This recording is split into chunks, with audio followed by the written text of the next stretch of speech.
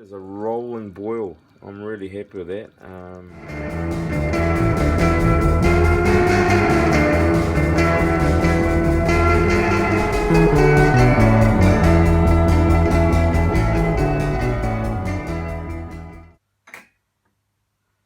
It's a marginally better pour than last week. Yeah, happy Homebrew Wednesday. Yeah, haven't been doing a hell of a lot. Probably the best thing I've done this week, homebrew related, is I finally got that 2,500 2,500 watt element, stainless steel element installed in my brew kettle. That one there. So that's one of the good things about making promises on YouTube, is that you generally have to keep them to save face. So yeah, I have fitted the element as I said I was going to do. I went to electrical wholesalers and I got a 15 amp plug and some 15 amp cable, and I wired it up. Yeah, so it's done. It's going good. I'll show you some footage soon. Just enjoying a bock. I don't know if you can make that out. You can't really see how red that is, but anyway, a little bit. That is a rich ruby red. I was really impressed with that. I used the redback malt on it, and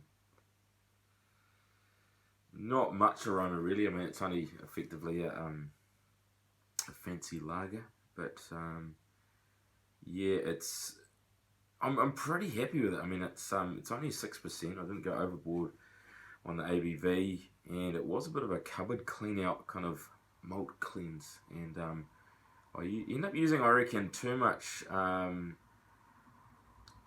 of melanoidin malt, and I reckon it's got,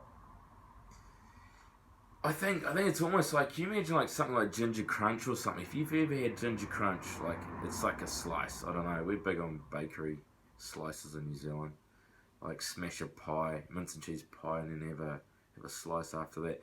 Anyway, this tastes like you've had one too many ginger slices. It's kind of got that slightly peppery, definitely not an alcohol taste, but like a kind of just like a spice in the back of your nose. And it's only half pudding thing. The rest of it, it's bloody delicious. I'm really happy with it.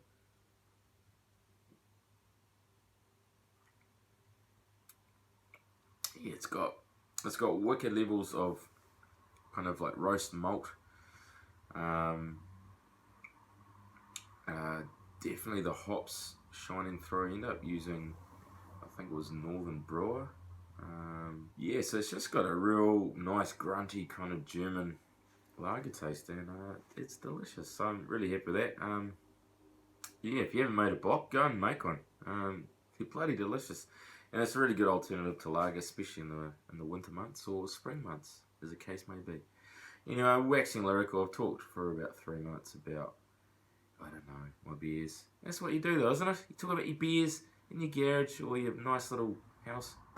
I'm going to order some parts from the States. As you can probably see behind me, there's a hole in my kettle. Because I've taken out the ball valve. And those of you who are owners of the old SS Brewtech pots, bloody good pots they are. Definitely better grade stainless than my other pots, I reckon. Less prone to rust. Anyway, if you've ever kind of fitted up, they don't have like a socket welder on them like these pots I got from Brew Shop. And they come with like a nylon washer, and see if you can make that out. Like it's just a really badly deformed O-ring. It's started off its life as a perfectly formed O-ring, but just tightening them up, they just get smashed, and yeah, I don't know, it's a bit Mickey Mouse. So what I'm going to do is I'm going to biff these, and I'm going to get a decent bulkhead that actually goes through. And another thing I was kind of thinking about is flow in the mash. Obviously, kind of the more you can recirculate, the even the temperature will be, because it's not kind of like sitting in hot spots or taking a while to react. I don't know, I think that's a science. I'm not a science teacher. But you want it recirculating, and from what I've read, the flow is good. And so what I'm wanting to do is I'm going to also replace, I don't even know where it is. Oh yeah, there it is. Currently I'm running, I think that's like, must be like, is that like 3/16 or something? I don't know. I can't do my imperial fractions just at the moment. But this is very small. I mean, this is your 1/2 inch standard MPT fitting, and yeah, you can see that's not even 1/2 inch pipe. That's smaller. So that flow is pretty restricted. I was just thinking back to that stuck sparge. The flow was pretty feeble anyway. So what I'm wanting to do is increase the flow, and in order to do that, I've seen on Brew Hardware they've got some really nice bulkheads that have got a big hose barb on it. So I'm going to want to increase the flow, I think, by just getting some better fittings. I think it should make a bit of a difference. Yeah, so that's the hose barb, and then those of you that have been using the SS Brewtech kettles, you'll notice I have one of these kind of trub dams. They're good, except for look at that bend. It's a shocker, isn't it? It really is. If that's not going to restrict flow, I don't know what is. I was actually thinking about it on my whirlpool. I was thinking, geez, I've got this great big wart chiller, and it's like 6 meters long, and I'm still not happy with the whirlpool. It's a bit crap. I mean, it goes around. It's good. It does it by itself. I don't need to stir it with a spoon, but it's not powerful enough. So what I'm thinking is I'm gonna biff this one, which in theory would be going in the new pot, and I'd have to organise the fitting that fits onto this, and the hole is a different height from, like, this is a different height to this. So just to avoid those dramas, I'm going to ditch this. I'm going to get a really big dip tube, and I'll also get that from Brew Hardware. It's bigger than like 1/2 inch. It's going to give me some really good flow. So hopefully it help the whirlpool. So that's the plans. Yeah, just get more flow in my system. Not to mention just get some decent bulkheads that won't balloon up those O-rings. We need some flat gasket washers as well, I think. You know, that's enough rambling. Way too much rambling. Catch you next week. Also looking forward to Grant Baker sending me some SJ Paul beers. Ew. It's being packed up on Thursday and Friday, and hopefully we'll see that early next week. So I probably won't bombard you with reviews, but I might string a few together in a video. So maybe do, I don't know, 2 or 3.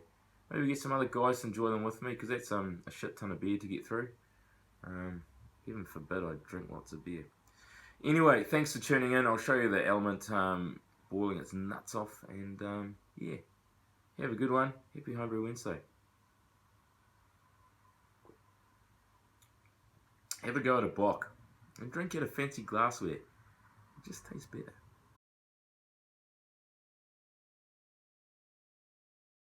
Righto, you can see that's, wow, it's reading just under 100, but that is well and truly boiling. Excuse the temperature gauge that's on the piss. I still haven't sorted it out yet. After fitting my element enclosure, I haven't actually set up the pot, but I have, as you can see, I've fitted up that 15 amp cable and plug. Well, you'd need a plug one, yeah, otherwise it wouldn't work. But anyway, here is our pot, and you can see that is a rolling boil. I'm really happy with that. Previously I was running that induction heater, and that was rated for 2000 watts. So you can see the element that's actually immersed is providing more than enough heat to get that water as a rolling boil. So hopefully that'll prevent any boilovers that I used to have previously when I had to have the lid on. Well, not the lid on. I had the lid slightly ajar so I could let the steam out, boil off that DMS. So yeah, pretty happy with that. 2,500 watts replacing a 2000 watt induction heater. And that is a rolling boil that I'm happy with. And in terms of the time,